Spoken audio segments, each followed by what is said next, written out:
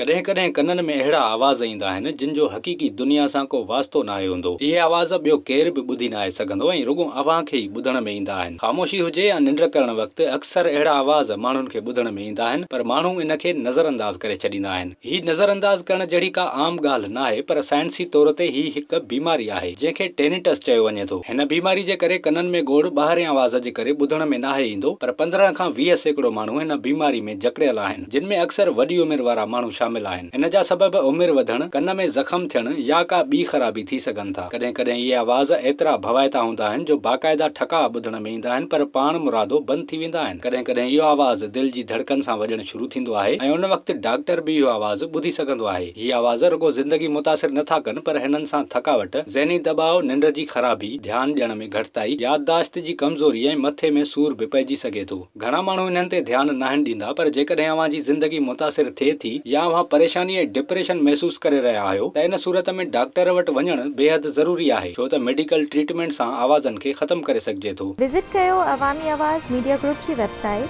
awamiawaz.pk